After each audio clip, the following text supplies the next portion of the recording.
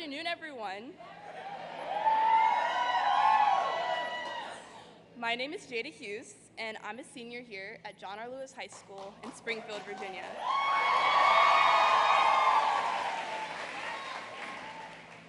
In my final days as a Fairfax County public school student, I feel very privileged to be here speaking before you all in favor of gun violence prevention. At the same time, I'm disappointed that this is still a conversation. I've attended 3 high schools in my path to graduation in 3 different school districts, both here in Virginia and across the country in Washington State. One thing is constant. Kids are concerned about gun violence. Gun violence prevention is important to me, not only for myself, but for future students, such as my sister, who's only in kindergarten. With 10 days left to my graduation, I really want to see this through a positive lens.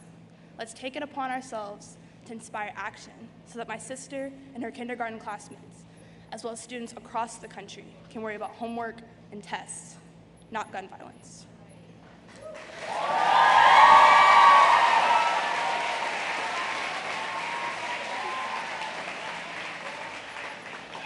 I'm grateful to shine a spotlight on this very important issue to help students regain a sense of safety in our schools. And I'm most honored to stand before you all and say, let's welcome the first ever female Vice President of the United States, Kamala Harris.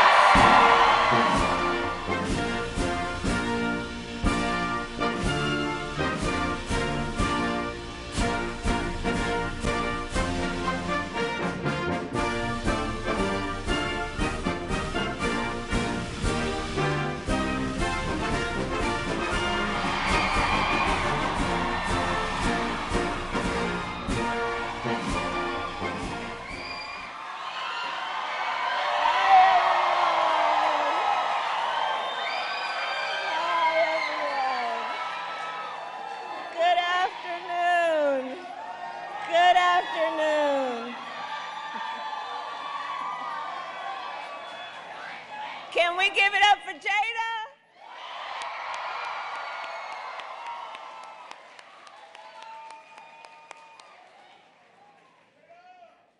And you know, I will tell you, I'm so honored to be here, in particular with all of the young leaders like Jada, because you all are what this is all about, and we are so proud of you. And we care about you, and we want you to soar, and we have a deep and profound sense of responsibility to allow you to dream and to be safe. And so that's why we are all here together today. I want to thank Secretary Michael Cardona for the work that you do every day. And to all the state and local elected leaders, to my friend Angela Farrell-Zabala, where are you?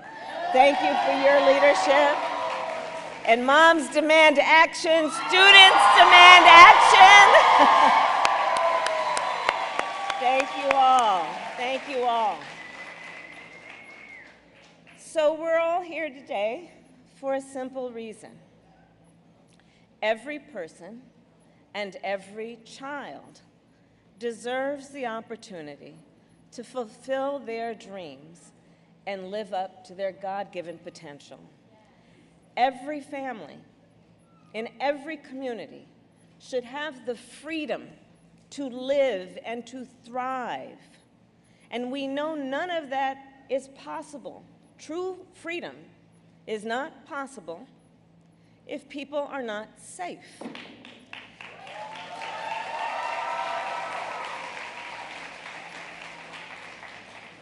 In a civilized society, the people must know they can shop in a grocery store, walk down the street, or even sit in a classroom and know that they will be safe from fear and from violence.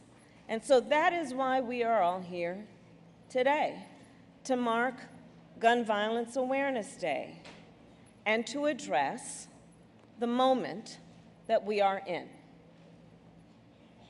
Our nation is being torn apart by gun violence and torn apart by the very fear of gun violence. It is tragic that every day in the United States of America, that there are parents who offer a prayer after dropping their child off at school that their child will make it home safe and alive, who fear the worst every time they see a text from their child's school. It is a shame that in our country today, teachers have to start off the school year introducing a child, instructing a child on how to barricade the classroom door. That kindergarten students practice lockdown drills and rehearse how to turn off the lights and hide quietly in a closet. And that just last year, students at this school and thousands of others across our nation had to walk out of class simply to demand action to save lives.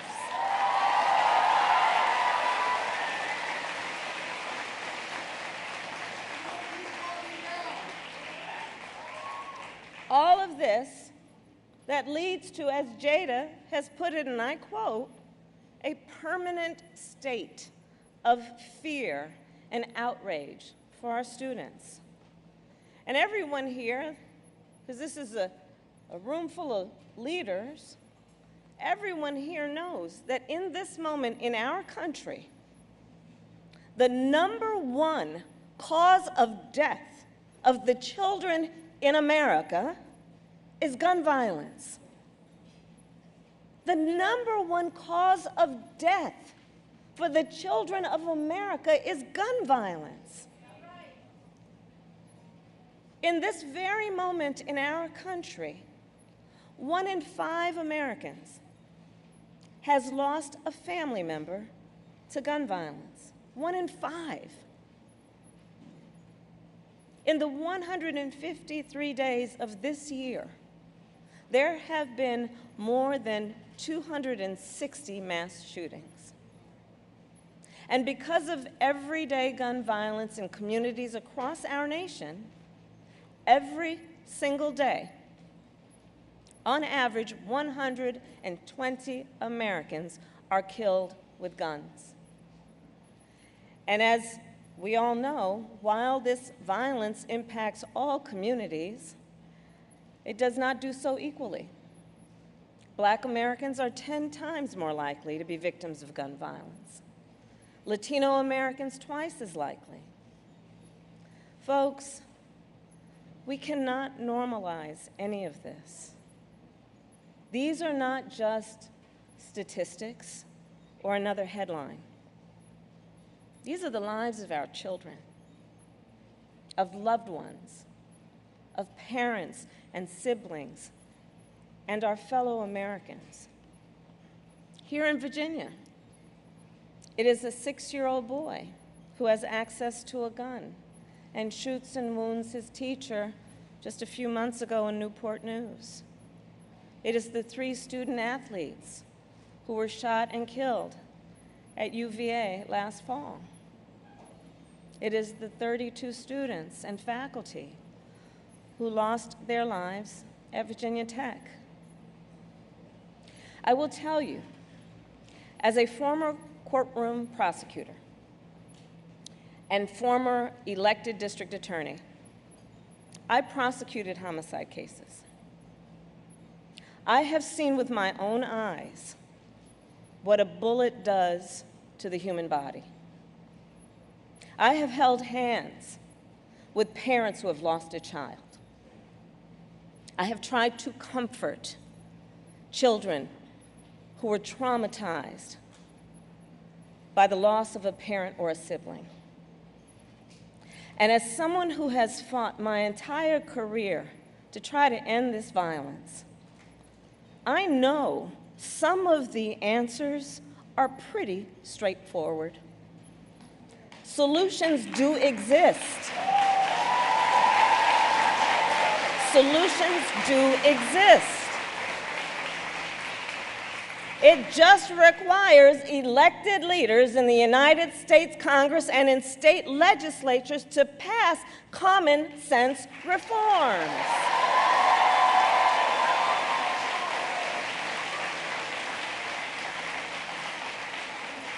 To simply exercise courage.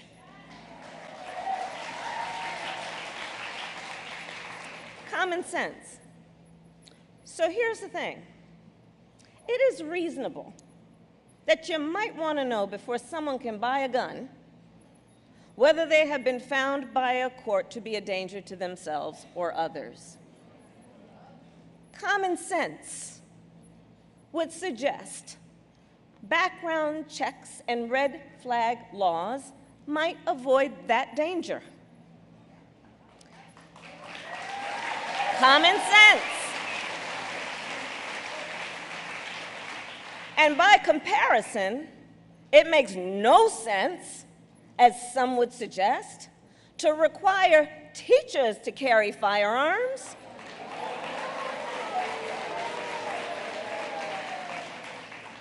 Because understand what that would mean. We're going to have a second grader look up at the front of her classroom and see her teacher strapped with a gun? Again, it's just common sense for us to believe teachers should focus on teaching.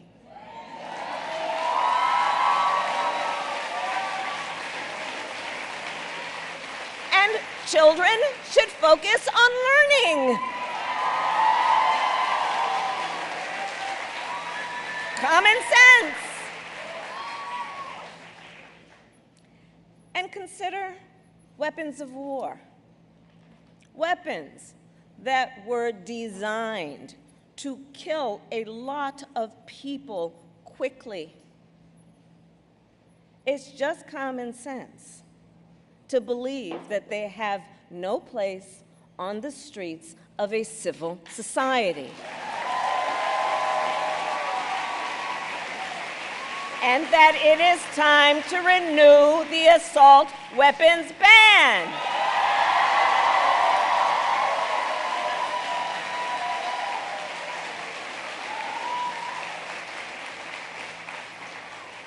And on the subject of gun safety laws, it is a false choice.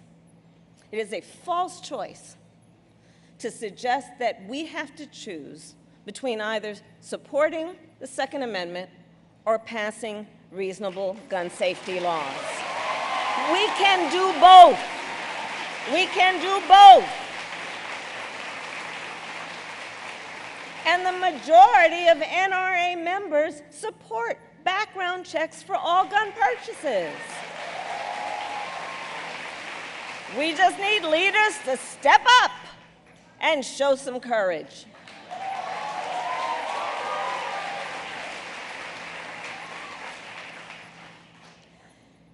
And thanks to so many here, in 2020, we saw that people in our nation stood in line to vote, and they elected President Joe Biden and me Vice President.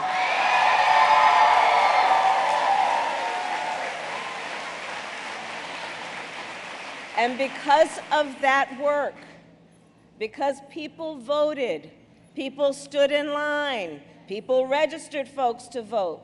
Our young leaders said, I might not be able to vote, but when you vote, think about me and who represents my interests.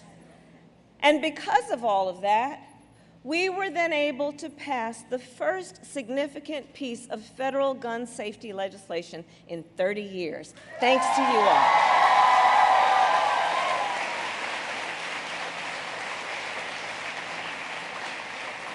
And most noteworthy about that, bipartisan gun legislation. Bipartisan. Democrats and some Republicans came together, backed by a majority of Americans, and you made that happen because of your voices. Extremist so-called leaders and the gun lobby could not stand in our way. Not even those just a few miles away from here at the headquarters of the NRA.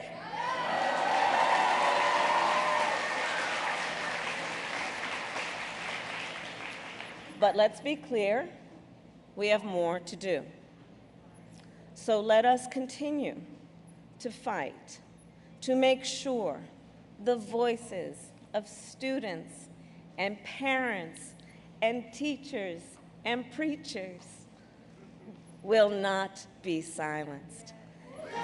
Let us make sure.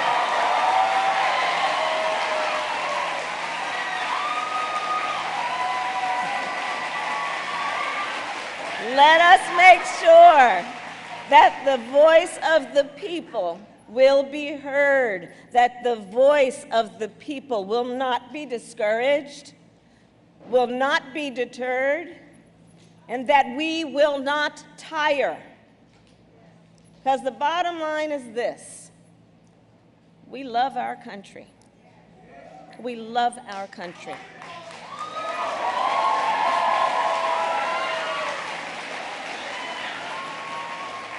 And I believe, especially in this moment, that the strength of our nation depends on each of us, especially our young leaders.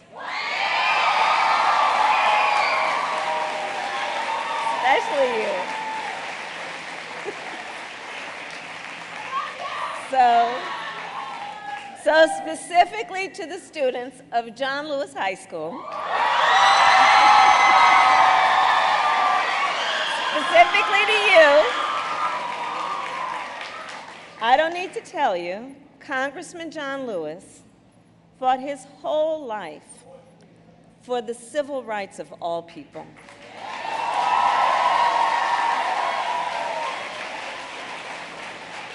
I was so honored to work with him.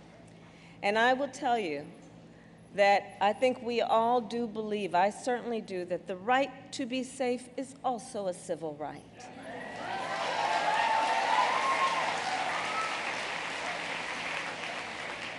So to the young leaders, I don't need to tell you, you know this, John Lewis was only 23 when he spoke during the March on Washington. And he was 76 when he led a sit-in at the U.S. House of Representatives to demand action to end gun violence.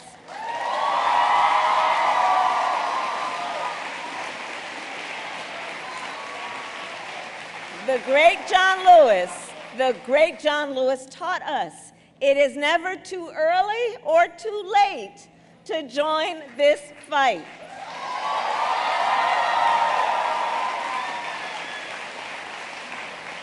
Recall the Parkland students were in high school when they marched for their lives and inspired a national movement. Maxwell Frost was 15 when he joined the movement to end gun violence, and now he is the first Gen Z member of the United States Congress.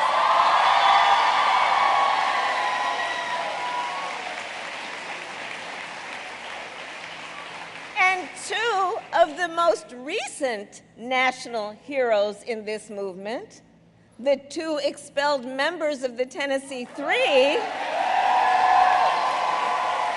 the Justins, are both in their 20s. So to our young leaders, I say, we hear you, we support you, and we need you. We are all in this together, and so together we must fight, and when we fight, we win. Thank you, God bless you, and God bless the United States of America. Thank you all.